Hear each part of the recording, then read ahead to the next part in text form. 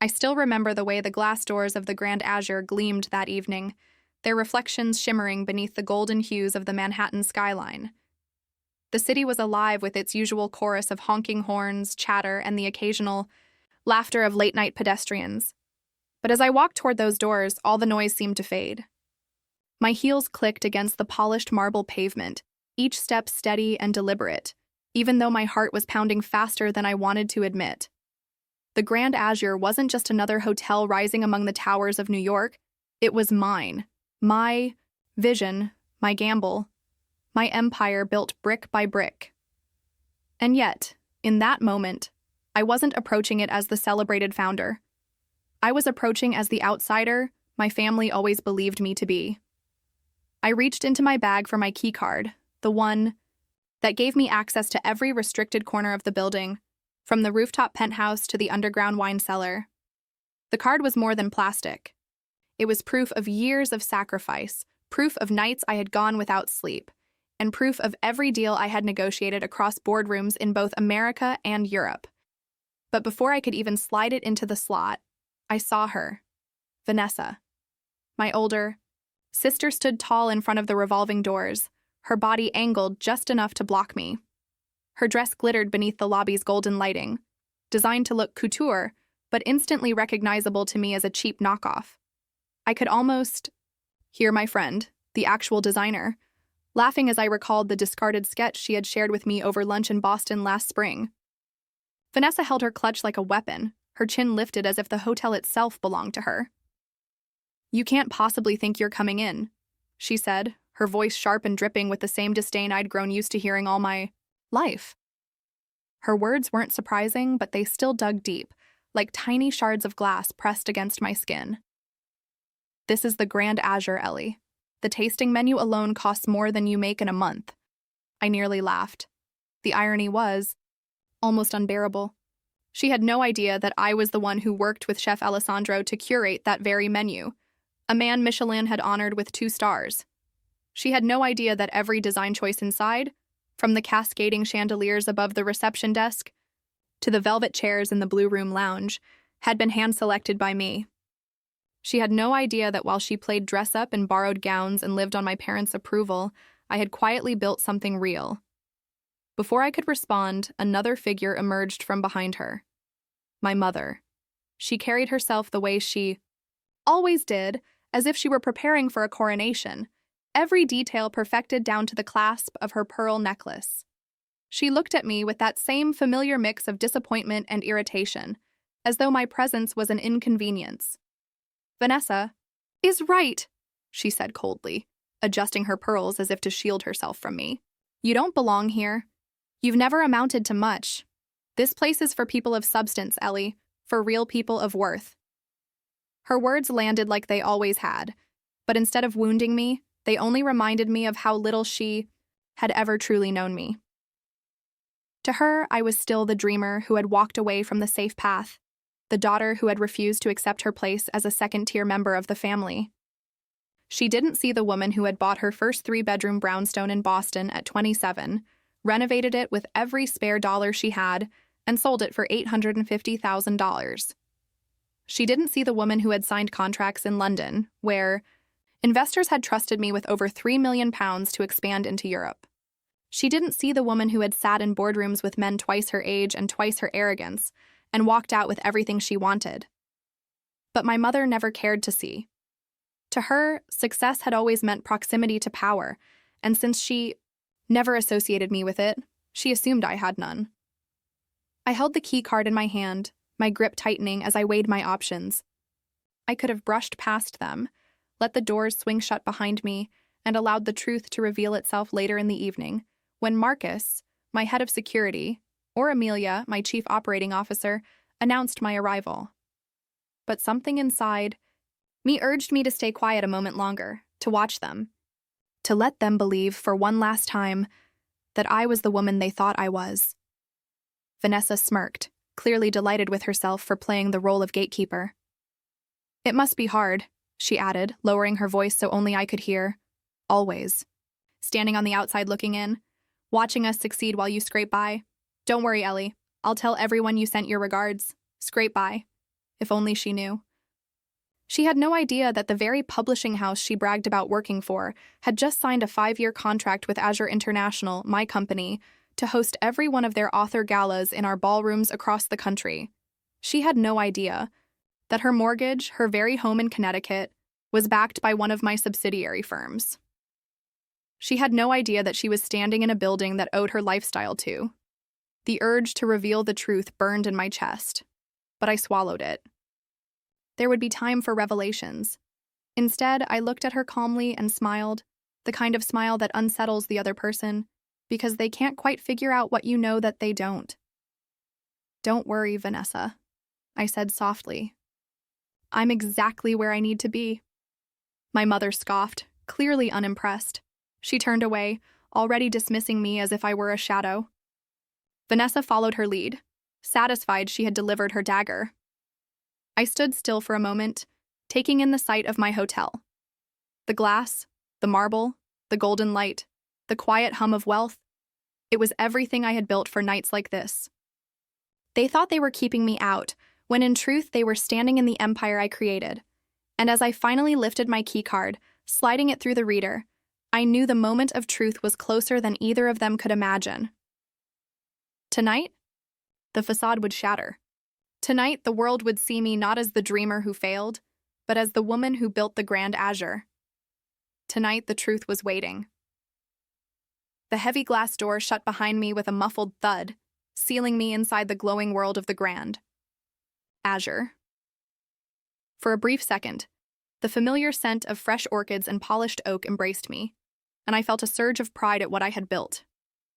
But then another sound broke through, one I knew all too well, my father's laughter.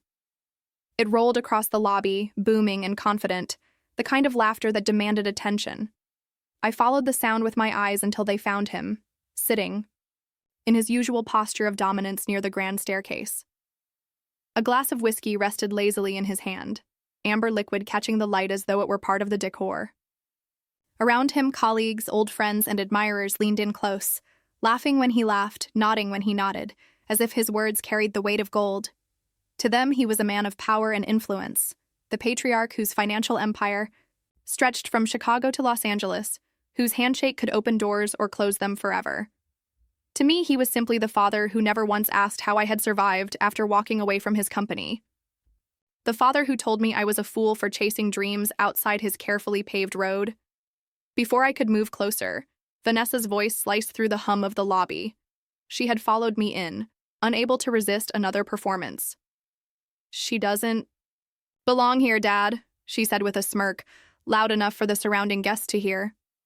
Her tone was mocking, her eyes glinting with satisfaction. Look at her. She probably saved up just to walk into the lobby. The words hung in the air, bitter and sharp.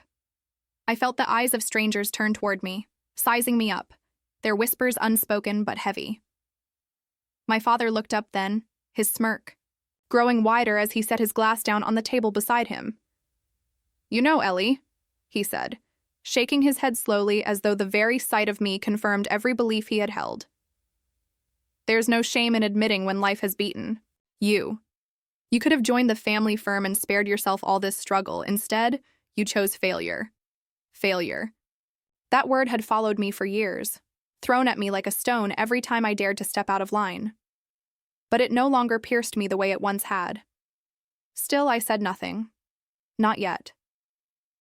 My silence seemed to encourage my mother, who had positioned herself on the other side of my father, like a queen flanking her king. She leaned forward, her pearls catching the soft light of the chandelier, her voice cold and precise. "You should be grateful Vanessa invited you tonight at all. She is the one people respect. She has a real career, a beautiful home in Connecticut, and a circle of friends who matter." Her words struck with surgical precision, as though rehearsed. She had always known how to wield comparison like a weapon. Vanessa was the shining example, the daughter who followed the expected path, while I was the reckless one who had supposedly squandered every opportunity. I wanted so badly to laugh, to lean in and tell her the truth. I wanted to remind her that Vanessa's prized Connecticut home sat atop a mortgage approved by one of my subsidiaries. I wanted to point out that her beloved publishing career existed, only because the company had recently signed an exclusive deal with Azure International, my company, to host every one of their galas and author showcases across the United States. Every cocktail they sipped, every ballroom they admired would belong to me. But I didn't say it. Not yet. Instead, I let them bask in their self-made superiority, feeding each other's pride like fire to dry wood.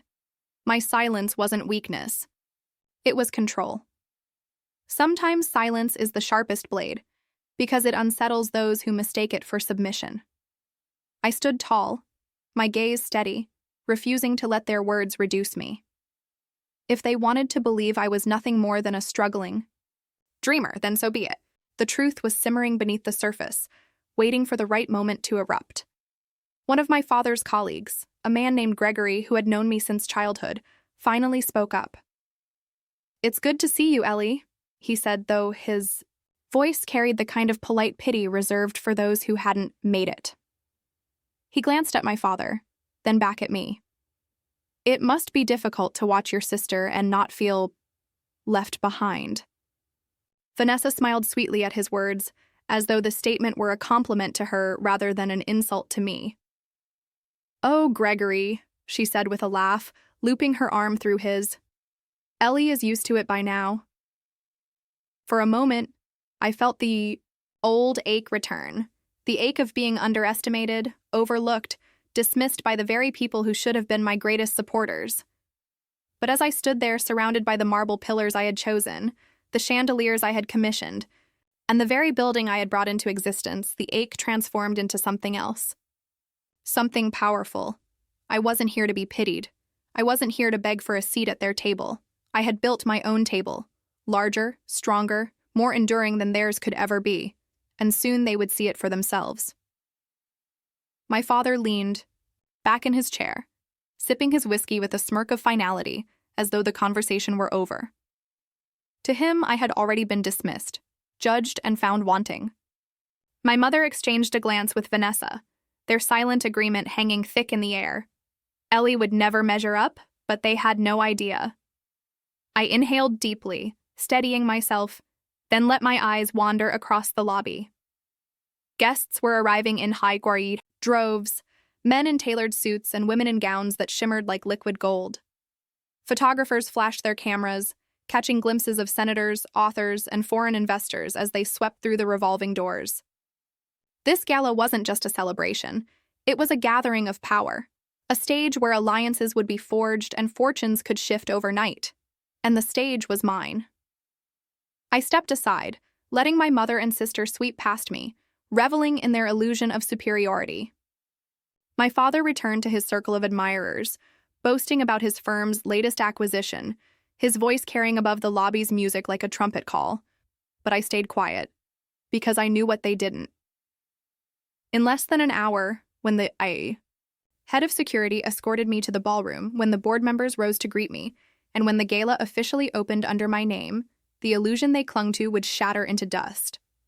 For now, silence was my strongest weapon, and I wielded it with patience. It happened faster than even I expected.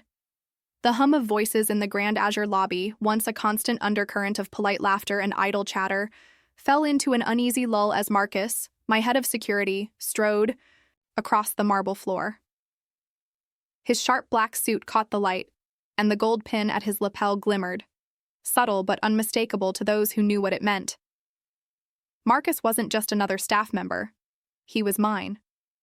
Loyal, unflinching, and well aware of who I truly was. "Miss Ellison," he said firmly, his voice cutting through the silence like a blade. "Apologies for the delay.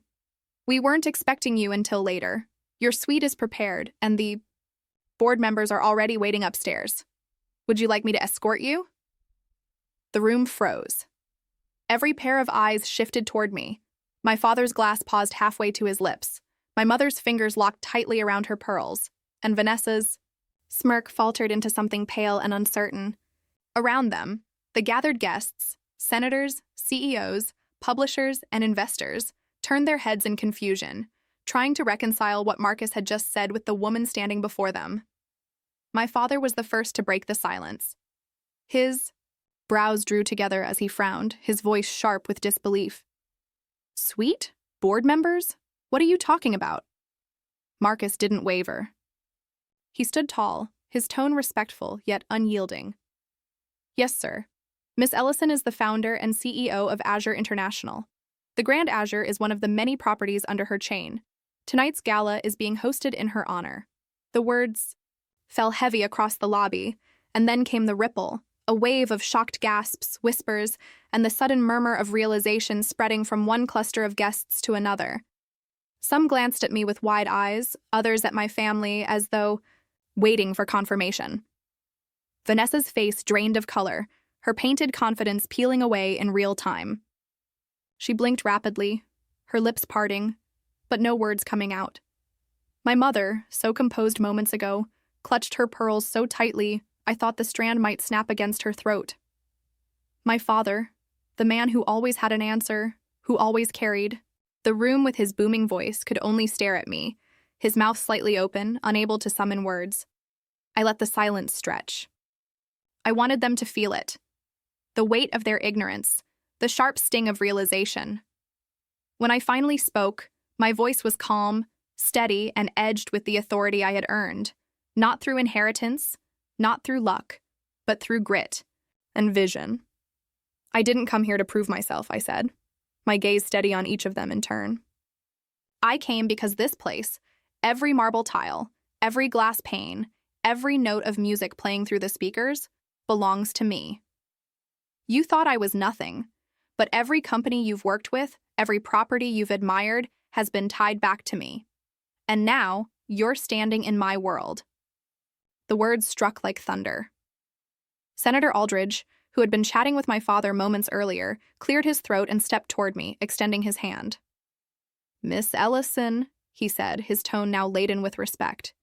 Your work has been nothing short of remarkable. I've heard whispers of Azure International, but to meet the woman behind it, well, that is an honor. Others followed quickly. A publishing executive I had negotiated with in London came forward, beaming as she clasped my hands warmly. I should have known, she said with a laugh. The elegance, the vision, it all makes sense now. One by one, the guests crossed, the invisible line that had divided me from my family, turning their backs on the ones who had dismissed me and offering their admiration to the woman they had overlooked. For the first time, my family stood on the outside looking in. I caught Vanessa's reflection in the gleaming glass of the lobby doors. Her smirk was gone, replaced by something raw, panic perhaps, or the fragile beginnings of shame. She opened her mouth once more, her voice shaky this time. But how? You never... She trailed off, unable to finish, as though even forming the words would betray her disbelief. My mother finally found her voice, though it cracked against the weight of the moment. Ellie, why didn't you say anything? Why keep this from us? I turned my gaze on her, not unkind but unyielding. Because you never asked. You never wanted to see me succeed unless it was by your definition of success. You weren't looking for who I was. You were only looking for who you wanted me to be. Her lips trembled, her hands fidgeting with the pearls until she finally dropped them altogether, her fingers suddenly bare. And my father, oh, my father. He leaned back in his chair, his whiskey forgotten. His expression was hard to read, mix of pride, disbelief, and the sting of humiliation. For once, the man who built his empire on confidence and control had no words to command the room. Miss Ellison, Marcus interjected smoothly, the board members have asked if you would like to begin the evening early. They're eager to speak with you about the London expansion and the new contracts in Europe. London expansion, new contracts in Europe. The words weren't for me, they were for them. Marcus knew it, and I knew it.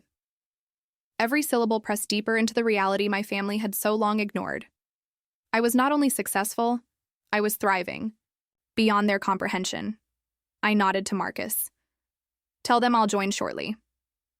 Then, turning back to the guests, I lifted my chin with a small smile. For now, let's enjoy the evening.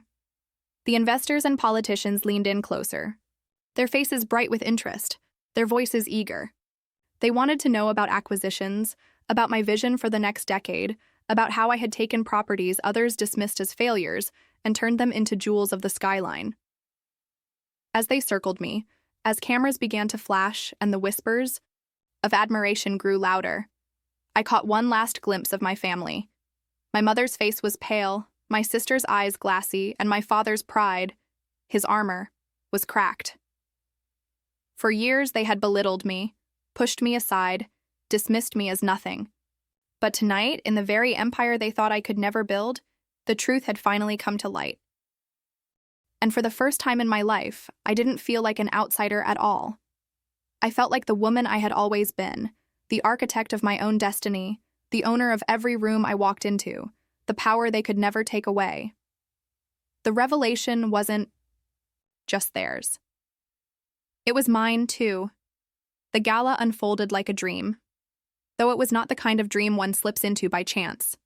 This was a dream built through years of determination, every detail carefully carved from sacrifice, vision, and relentless work.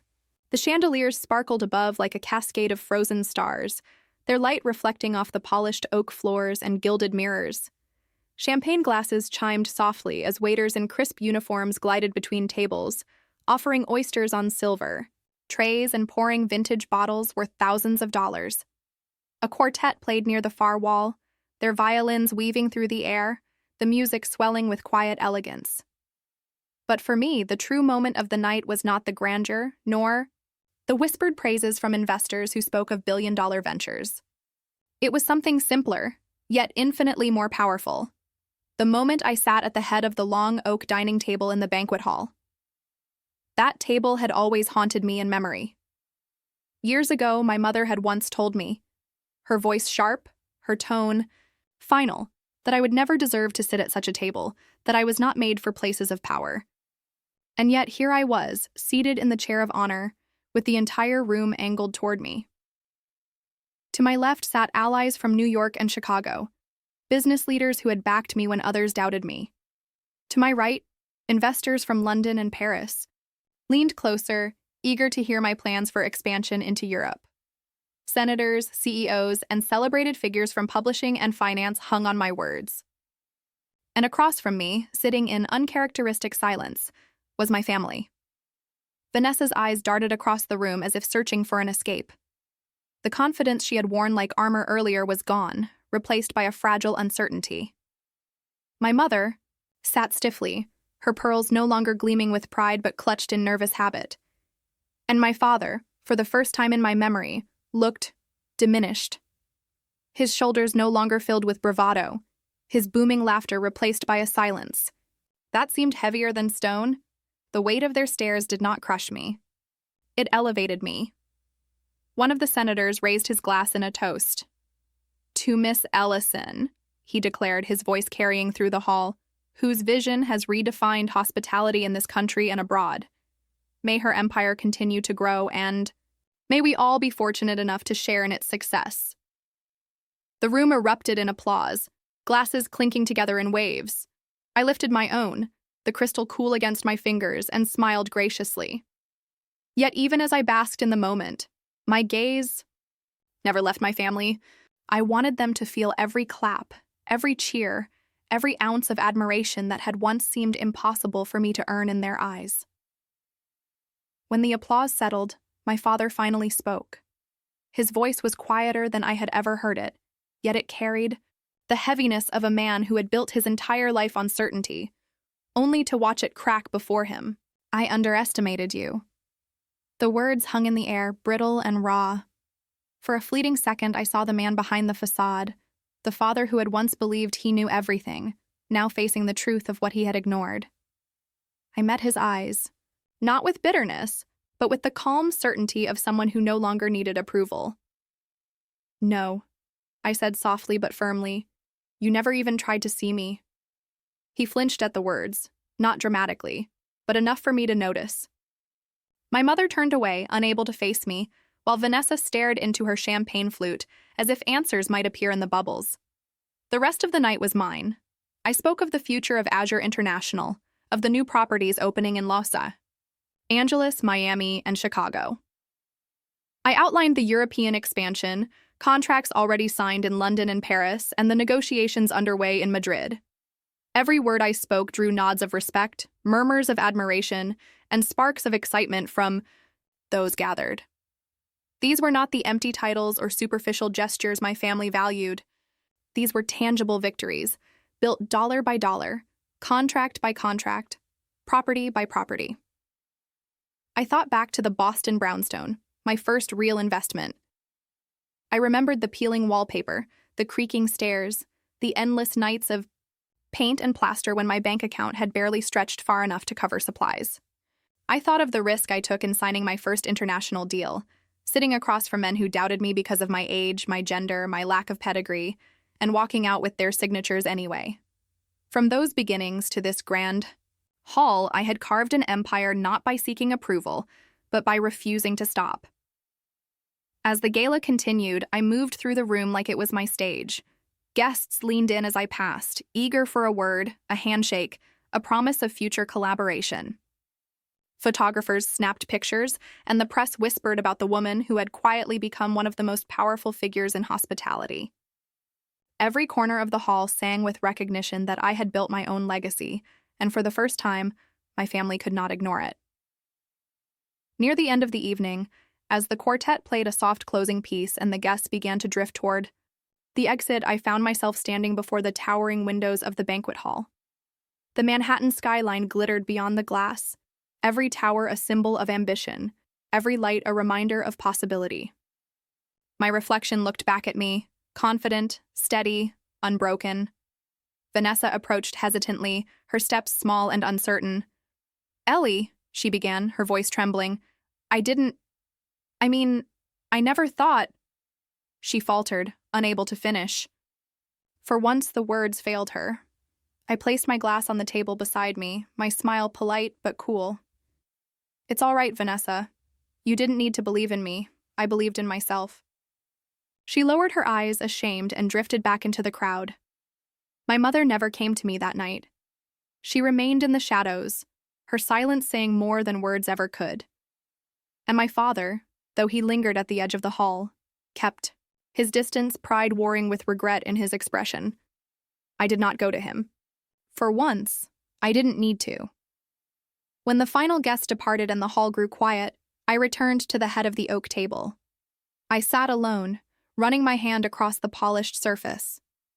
This table, once a symbol of exclusion, was now mine entirely. Not because my family finally saw me, not because the world applauded, but because I had proven it to myself. I reclaimed my place not through their acceptance, but through my own truth. I didn't need them to see my worth. I had already built it, brick by brick, contract by contract, city by city.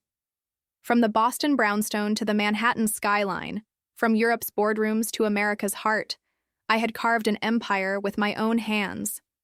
And now, finally, they knew.